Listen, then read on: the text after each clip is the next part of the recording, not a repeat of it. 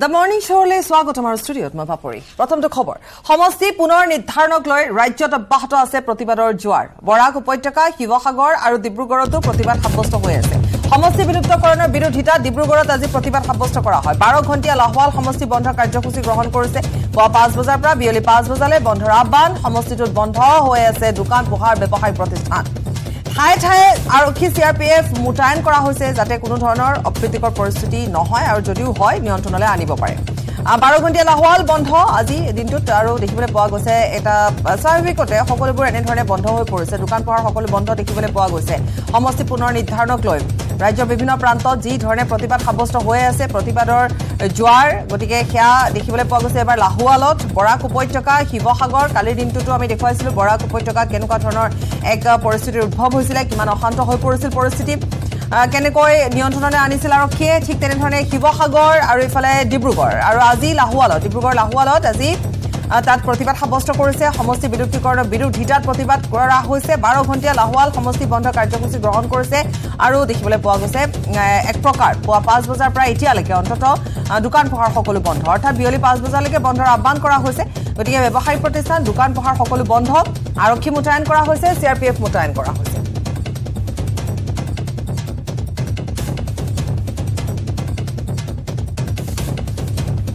পৰিস্থিতি যাতে অধিক উত্তপ্ত নহওক তাৰ বাবে আৰক্ষী সিআৰপিএফ তাত মুতায়ন কৰা হৈছে ঠিক তেনেধৰণে আমি যদি কওঁ বৰাকৰ কথা বৰাকতো কিন্তু একে ধৰণৰ পৰিৱেশে দেখিবলৈ পোৱা গৈছিলে কালিৰ দিনটোত আৰু আজি আমি বিভিন্ন প্ৰান্তৰ পৰা দেখুৱাম আৰু এই মুহূৰ্তত আমি লাহৱালৰ পৰিৱেশ দেখুৱাই আছো তাত আৰক্ষী লোক উপস্থিত হৈছে টায়াৰ জ্বলাইছে টায়াৰ জ্বলোৱাৰ পিছতে আৰক্ষী লোকে তাত এয়া যি ধৰণৰ এটা পৰিস্থিতি উদ্ভৱ হ'ব পাৰি তাৰ পূৰ্বে তেওঁলোকে নিয়ন্ত্ৰণলৈ অনা দেখিবলৈ পোৱা গৈছে এক প্ৰকাৰ ক'বলৈ গ'লে ঠাই ঠাই এনেধৰণে প্ৰতিবাদৰ জোৱাৰ দেখিবলৈ পোৱা গৈছে প্ৰতিবাদ সাব্যস্ত কৰিছে বিভিন্নজনে প্ৰতিবাদ সাব্যস্ত কৰিছে দল সংগঠন ওলাই আহিছে আৰু ঠায়ে ঠায়ে এনে ধৰণে আৰক্ষী সক্ৰিয় হৈ আছে আৰক্ষীয়ে পৰিস্থিতি নিয়ন্ত্ৰণলৈ আনিছে 21 চন আৰু 1 চনৰ ওপৰত বেছ কৰি কিনি তেওঁলোকে আজি কেইটামান কেৱল পপুলেশ্যন ডাইভাৰ্ট কৰিছে ইয়াত কোনো তেওঁলোকে সীমা নিৰ্ধাৰণ কৰে আজিলৈকে আমি নাজানো যে আমি কোন ক'ত পৰিছোঁ গতিকে সীমা নিৰ্ধাৰণ নকৰাকৈ পপুলেশ্যনৰ ওপৰত বেছ কৰি কিহৰ যুক্তিত কিহৰ ভিত্তিত এটা সমষ্টি উদ্ৰ কৰিছে তাক লাহৱালবাসী ৰাইজ আজিও হাতৰি আছে এই কথাটো আমি স্পষ্টকৈ ৰাইজৰ পৰা আমি জানিব বিচাৰিছোঁ ৰাইজে জানিব বিচাৰিছে আৰু লগতে অসম চৰকাৰ তথা ভাৰতীয় নিৰ্বাচন আয়োগক আমি আহ্বান জনাইছোঁ যে লাহৱাল সমষ্টি আগৰ দৰে বাহাল ৰাখক আচলতে কি বিধায়কজন আচলতে আমাৰ লাহৱাল সমষ্টিৰ তেখেতে প্ৰতিনিধিত্ব কৰিছে তেখেতৰ জন্ম সূত্ৰে তেওঁ চাবুৱাৰ আৰু আজিৰ তাৰিখলৈকে গম পাইছে যে লাহৱাল সমষ্টিৰ এজন বিশেষ লিডাৰ নথকা হেতু আমাৰ এনেকুৱা ধৰণৰ হৈছে যে চাবুৱা ডিগবৈ কংগ্ৰেছ দলত ডিগবৈৰ পৰা প্ৰতিনিধিত্ব কৰে আৰু বিজেপি দলত আপোনাৰ চাবুৱাৰ পৰা প্ৰতিনিধিত্ব কৰে আমাৰ যিজন প্ৰতিনিধিত্বকাৰী আছে আমাৰ যিজন মানে ৰিপ্ৰেজেণ্টেটিভ আছে তেওঁলোকে হয়তো সেইটো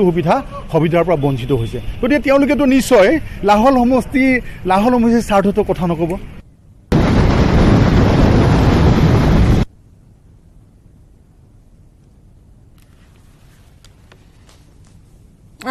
এই মুহূৰ্তত আমি যদি দেখিবলৈ পাইছো যে এনে ধৰণে এতিয়া বন্ধ হৈ পৰিছে লাহৱাল আমি লাহৱালৰ কথা পাতিম যিহেতু লাহৱালত আজি বন্ধ সৰ্বাত্মক ৰূপত এক প্ৰকাৰ বন্ধ হোৱা দেখিবলৈ পোৱা গৈছে কিন্তু এতিয়ালৈকে কোনো ধৰণৰ উত্তপ্ত পৰিস্থিতি উদ্ভৱ হোৱা নাই ক্ষুব্ধ ৰাইজ ওলাই আহিছে প্ৰতিবাদ সাব্যস্ত কৰিছে আৰক্ষী সিআৰপিএফ পুৱাৰ ভাগৰ পৰা মুতায়ন কৰা হৈছে গতিকে এনেকুৱা ধৰণৰ দেখিবলৈ পোৱা গৈছে যে ইয়াৰ পূৰ্বে আমি শিৱসাগৰৰ দৃশ্য দেখুৱাইছিলো শিৱসাগৰৰ কথাও আমি কৈছিলো শিৱসাগৰতো ওলাই আহিছিল প্ৰতিবাদ সাব্যস্ত কৰিছিল কিন্তু আজি লাহৱালৰ কথা যদি আমি কওঁ এতিয়া যিহেতু 10 বাজি গৈছে কিন্তু একে খুব বিশেষ এটা উত্তপ্ত পৰিস্থিতি তাত নাই কিন্তু 12 ঘণ্টিয়া সমষ্টি যেহেতু বন্ধ আজি 12 ঘণ্টিয়া লাহৱাল সমষ্টি বন্ধ ঘোষণা কৰা হৈছে এই মুহূৰ্তত জেচিম আছে আমাৰ সৈতে সংযুক্ত হ'ম আৰু জেচিমৰ সৈতে কথা পতাৰ পিছতে আমাৰ সৈতে সিনিয়ৰ এছ'চিয়েট এডিটৰ পাৰ্থজ্যোতি বৰাও আছে আমি তেওঁৰ ওচৰলৈ যাম কিন্তু এই মুহূৰ্তত মই প্ৰথমতে জেচিমৰ ওচৰলৈ যাব বিচাৰিম জেচিম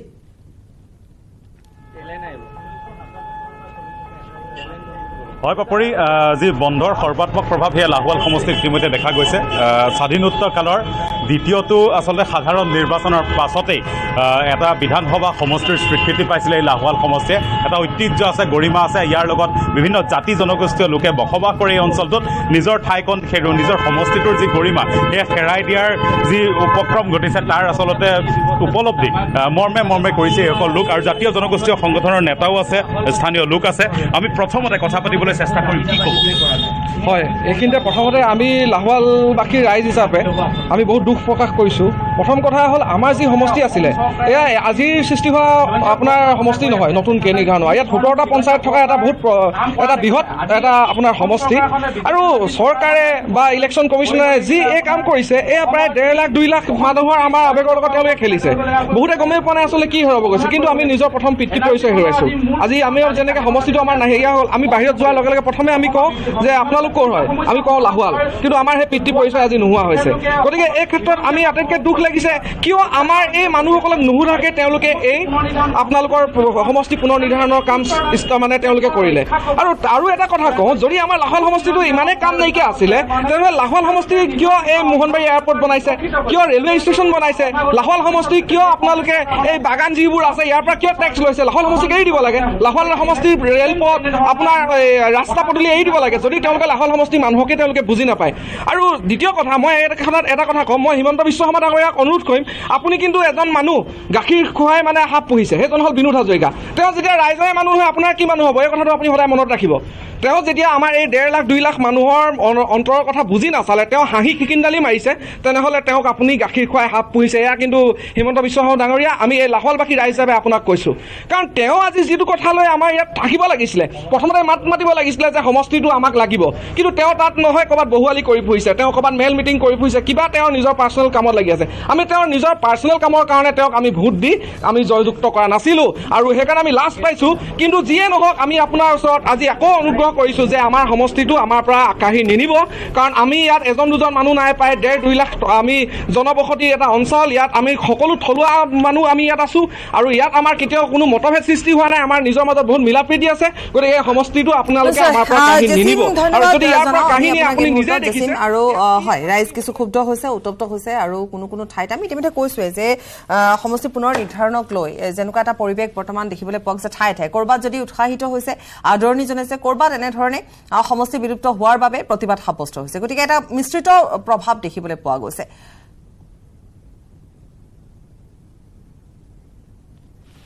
আৰু খবৰ এইদৰে অব্যাহত ৰাখিম আৰু ইস্যু আছে আমাৰ গতিকে আমি আলোচনা অব্যাহত ৰাখিম কিন্তু সময়সমূহ বাণিজ্যিক বিৰতি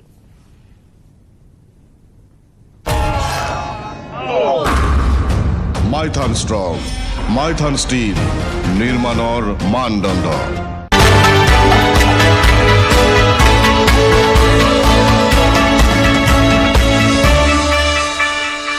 News Network, News 18 Network. PM चल दे दियो ये हमारा लाल बजवा के बढ़ा दीजिए तनका बजवा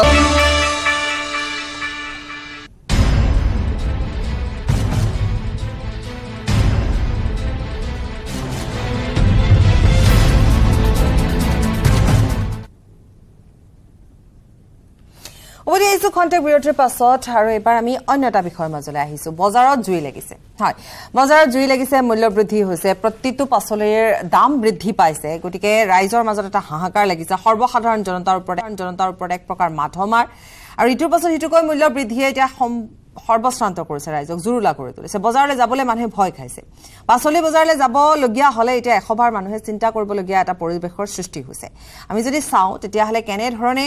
বৃদ্ধি পাইছা আমি দেখুৱাই যাম এখন তালিকা হিচাপত আমি দেখুৱাম আৰু এইখিনিতে এটা কথা উল্লেখ কৰিম যেহেতু এতিয়া পানীও বাঢ়িছে গতিকে যাৰ ফলত পাচলিৰ বজাৰত সেইটো এটা অন্যতম কাৰণ যাৰ ফলত এতিয়া পাচলিৰ বজাৰত জুই লাগিছে বুলি এক প্ৰকাৰ ক'ব পাৰি প্ৰচণ্ড গৰম শাক পাচলিৰ আকাশলংঘী মূল্য বৃদ্ধিয়ে এতিয়া এক প্ৰকাৰ সাধাৰণ লোকৰ যন্ত্ৰণা আৰম্ভ কৰিছে আমি যদি চাওঁ তেতিয়াহ'লে দেখিবলৈ পোৱা গৈছে যে 20-30 টকাত কেইদিনমানৰ আগলৈকে যিবোৰ পাচলি আমি কিনি আছিলোঁ সেয়া এতিয়া 100 টকীয়া হৈ গৈছেগৈ আজিৰ তাৰিখত 80 পৰা 100 টকাৰ তলত কোনো পাচলি আপুনি বজাৰলৈ গ'লে নাপায় ঠাই ভেদে এতিয়া বহু পাচলিৰ মূল্য 120 টকা হৈছে বিলাহী আপুনি কিনিবই নোৱাৰিব বিলাহী এতিয়া যেনেধৰণে দাম বৃদ্ধি পাইছে আমি সেয়া জনাম বিলাহীৰ মূল্য এতিয়া কিমান হৈছে ঠিক তেনেধৰণে ভুল বেঙেনা 60 টকা এতিয়া খাব পৰাকৈ কচু এমুঠি যদি কিনে সেয়াও 20 টকাৰ তলত আনকি পাবলৈ নাই মানিমুনি 20 টকাৰ তলত এতিয়া পাবলৈ নাই গতিকে যিবোৰ সাধাৰণতে আমি ঘৰতে পাওঁ সেইবোৰৰ মূল্য বৃদ্ধি হৈছে বজাৰত ঢেকীয়া এমুঠিৰ দামো আনকি 20 টকা হৈছেগৈ গুৱাহাটীৰ বজাৰত আপুনি যদি পদিনা কিনিবলৈ যায় সেয়াও 20 টকা অৰ্থাৎ এনেকুৱা ধৰণৰ যিবোৰ শাক আছে সেইবোৰত এতিয়া 20 টকাৰ তলত একো নাপায় আলু কচুৰ দামো এক পোৱাত এতিয়া 20 টকা হৈছেগৈ কম দামত এতিয়া যদি আছে তেতিয়াহ'লে নেমু টেঙা আছে তাকো কিন্তু কেইদিনমানৰ পিছত নেমু টেঙাৰো দাম বৃদ্ধি পাব যদি আনকি আমি এইখিনিতে কওঁ যে আদা নহৰু দামো বৃদ্ধি পাইছে চাউলৰ কথাটো নকয় গতিকে এক প্ৰকাৰ মূল্য বৃদ্ধিয়ে ৰাম টাঙুল ফুটাইছে আমি বজাৰলৈ যাম আমাৰ সাংবাদিকসকল বিভিন্ন কেইবাখনো বজাৰত আছে গতিকে ক'ত কিমান মূল্য বৃদ্ধি হৈছে কোনখন বজাৰৰ তুলনাত কোনখন বজাৰত সামগ্ৰীৰ দাম কিমান বেঙেনা যদি আজি গুৱাহাটী বজাৰত ইমান তেতিয়াহ'লে অন্য বজাৰত কিমান এই গোটেই কথাবোৰ আমি চাম আমি পাতিম গতিকে এক প্ৰকাৰ আমি কওঁ যে বিলাহী তেতিয়া 100 টকাৰ তলত আপুনি বিলাহী নাপায় 100 টকা 120 টকা কেজি হৈছে জিকা কিনিবই নোৱাৰি 80 পৰা 100 টকা হৈছে আদা কথা আমি কৈছোৱে যে আদা নহৰু মূল্য বৃদ্ধি আদা নহৰু বহুত দাম হৈছে 240 পৰা 260 টকা নহৰু 160 পৰা 200 টকা হৈছে কেঁচা জলকীয়া 120 টকা পাইছেগৈ পটল হৈছে 60 পৰা 80 টকা ভেন্দি 80 পৰা 100 টকা ঠিক তেনেধৰণে তিয়হ হৈছে 50 পৰা 60 টকা বিন 100 টকা কেজি আমি এখন চাৰ্ট দেখুৱাইছো এখন তালিকা দেখুৱাইছো লেচেৰা 100 পৰা 120 টকা গৰমৰ দিনত যিখিনি পাচলি আমি পাওঁ বজাৰত সাধাৰণতে সেই পাচলিখিনি দাম বৃদ্ধি হৈছে গতিকে খাবলৈ কি আছে এক প্ৰকাৰ আমি যদি চাওঁ তেতিয়াহ'লে গাজৰ বেঙেনা সকলোতে মূল্য বৃদ্ধি ভাত কেৰেলা 80 পৰা 100 টকা হৈছে কেপচিকাম 160 পৰা 200 টকা হৈছে ঠিক তেনেধৰণে বন্ধাকবি ভুলৰো দাম এতিয়া 60 পৰা 80 টকা হৈছে গতিকে ইমান বেছি বৃদ্ধি পাইছে আমি আমাৰ সাংবাদিকসকলৰ ওচৰলৈ যাম এটা অন্যতম কাৰণ আমি কৈছোঁ যে বানপানীৰ ফলত পাচলিৰ দাম বৃদ্ধি পায় হয় এই সমস্যা বৃদ্ধি পায় কিন্তু ইমান বেছি বৃদ্ধি পাইছে গতিকে এটা কৃত্ৰিম নাটনিৰ সৃষ্টি কৰিছে নেকি বজাৰসমূহত আৰু এই কৃত্ৰিম নাটনিৰ ফলতে এনেকুৱা ধৰণৰ মূল্য বৃদ্ধি হৈছে নেকি যদি তেনেকুৱা হয় তেতিয়াহ'লে এই ক্ষেত্ৰত চৰকাৰৰ কৰণীয় কি চৰকাৰৰ পদক্ষেপ কি চৰকাৰে কি ভূমিকা গ্ৰহণ কৰিব লাগিব নে আমি দৃষ্টিগোচৰ কৰিলেহে চৰকাৰে ভূমিকা গ্ৰহণ কৰিব এনেকুৱা ধৰণৰ বহু প্ৰশ্ন থাকে গতিকে আমি কথা পাতিম আমাৰ সাংবাদিকসকল বিভিন্ন ঠাইত আছে আমি কিন্তু তাৰ পূৰ্বে এখন দীঘলীয়া তালিকা দেখুৱাম যে ক'ত কিমান দাম ক'ত কিমান কেজি ভিত্তিত কিমান দাম হৈছে সেয়া আমি প্ৰথমতে দেখুৱাই লৈছোঁ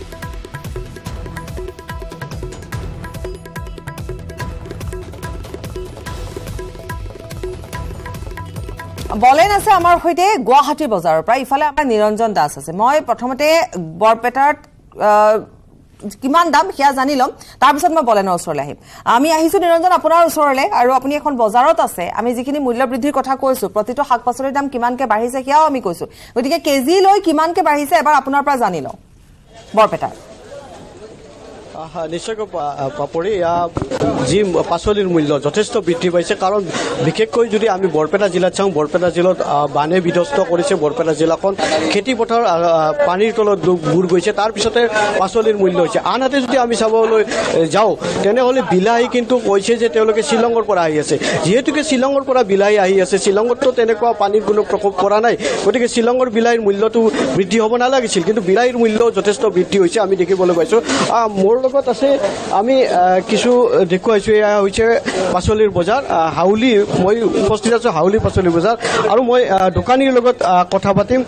কিমান কি মূল্য আছে আজতে দাদা আপোনাৰ ওচৰলৈ আহিছোঁ অলপ মূল্য কেইটা কৈ দিব বৰ্তমান ভাত কেৰেলাৰ মূল্য কিমান আছে 80 টকা আগত কিমান আছিল আগত আছিল আপোনাৰ 40-50 আছিল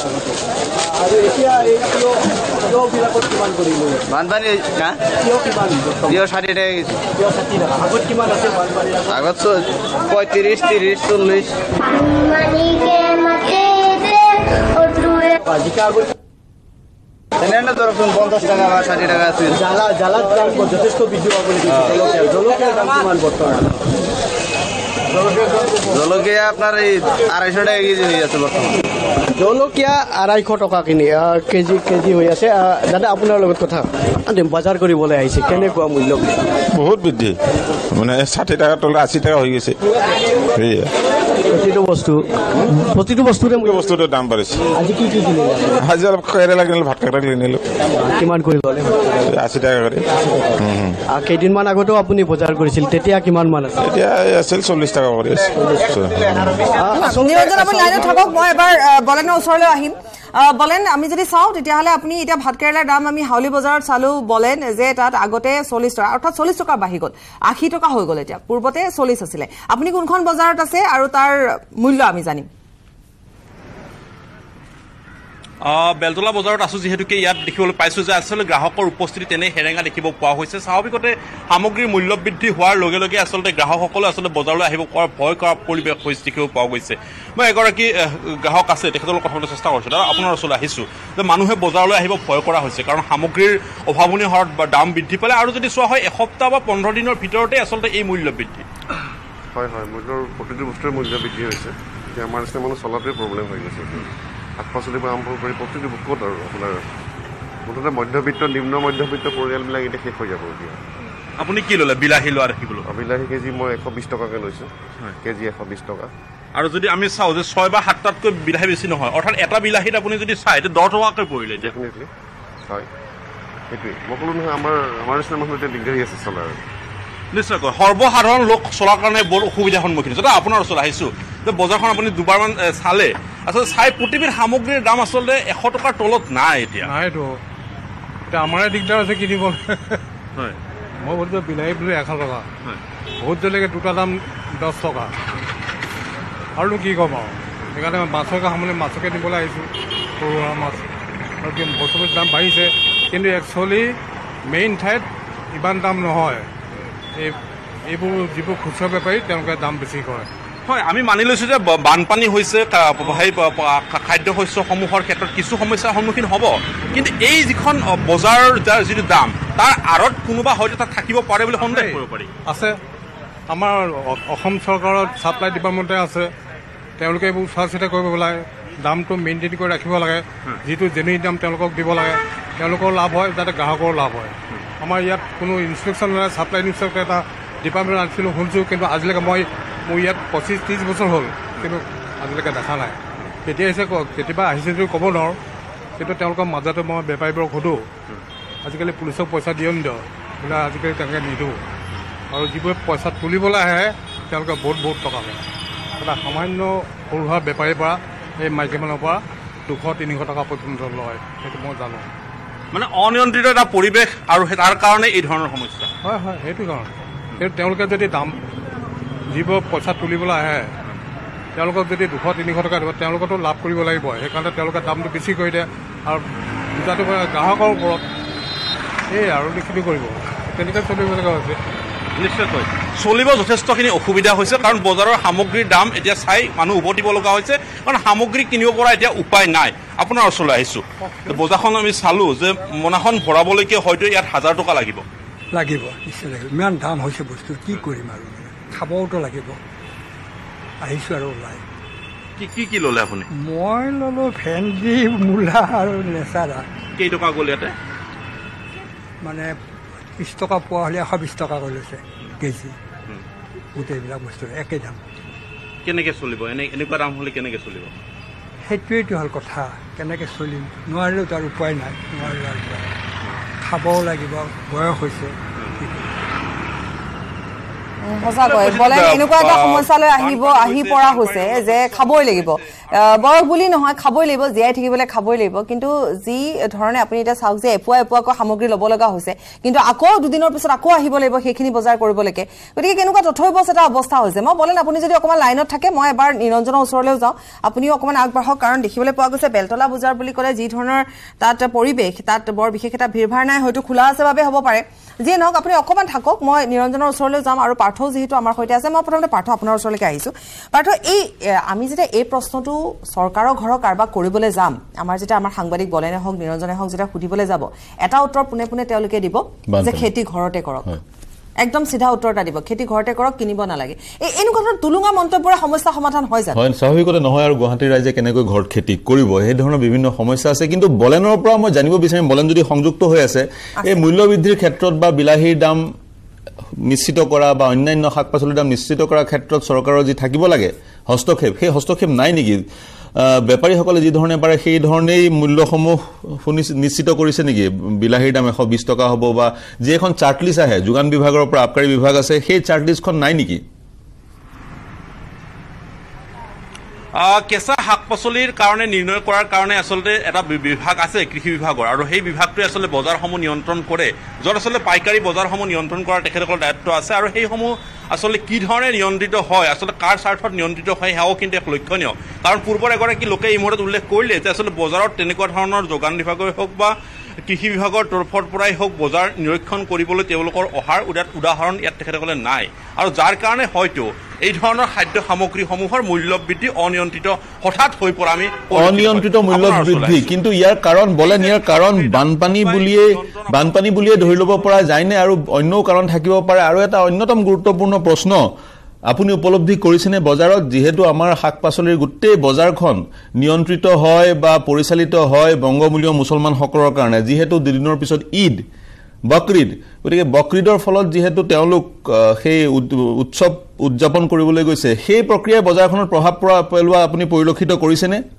পাইকাৰী হিচাপত পাইকাৰী। আৰু তোমালোকে কিমানত বেচিছা? বেচাটো আপোনাৰ 190 টকা। আজিৰ তাৰিখত গাজৰ কিমান টকাত কেজি কিমানত বেছি আছে? আজি তাতে 100 টকা বেছি আছে। 100 টকা। আৰু পাইকাৰীত কিমানত কিনা হৈছে? পাইকাৰী আপোনাৰ এনে কিনা হৈছে 70, আৰু আপোনাৰ খৰচা গৈছে আৰু বহুত, মোটামুটি প্ৰায় 80 ওচৰা-ওচৰি পৰিছে।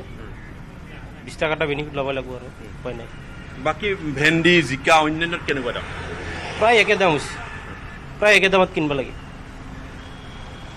অৰ্থাৎ পাৰ্থ শুনিব পৰা গ'ল যে প্ৰতিবিধ খাদ্য সামগ্ৰীৰ প্ৰতি কিলোগ্ৰামত তেখেতসকলে 30 টকা 40 টকা ব্যৱধান লয় পাইকাৰীৰ পৰা। আপুনি যদি চাই লখৰা পামহিৰ বজাৰ, তোমালোকে সামগ্ৰী পামহিৰ পৰা আনে? নাই, আমি বেহাৰবাৰীৰ পৰা আনিছোঁ। বেহাৰবাৰীৰ পৰা আনে, আৰু তেখেতসকলে বেহাৰবাৰীৰ পৰা এই স্থানলৈকে প্ৰায় খুব বেছি 5 কিলোমিটাৰ দূৰত্ব, আৰু 5 কিলোমিটাৰ দূৰত্বত তেখেতসকলৰ প্ৰতি কিলোগ্ৰাম খাদ্য সামগ্ৰীৰ মূল্যৰ ব্যৱধান তেখেতসকলে 30 টকা কৰে। এতিয়া প্ৰশ্ন হৈছে, য'ত আলু ফাঁচী বজাৰৰ আৰু বেলতলা বজাৰৰ ব্যৱধান কৰিব দিয়া হয় যোগান বিভাগৰ তৰফৰ পৰা, যে 5 টকা বা খুব বেছি 6 টকা পৰ্যন্ত ডিফাৰেঞ্চ থাকিবলৈ দিয়া হয়, কিন্তু তেনে সময়ছোৱাত দেখিবলৈ পোৱা গৈছে এইসমূহ খাদ্য সামগ্ৰীৰ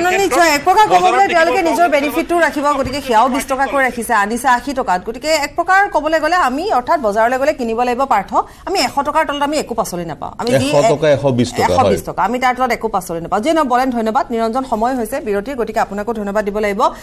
আমি আৰু অন্য এটা বিষয়লৈ পুনৰ আহিম, কিন্তু বজাৰত যে জুই লাগিছে সেই সন্দৰ্ভত আমি কিন্তু পৰৱৰ্তী সময়তো সবিস্তাৰে আলোচনা কৰিম।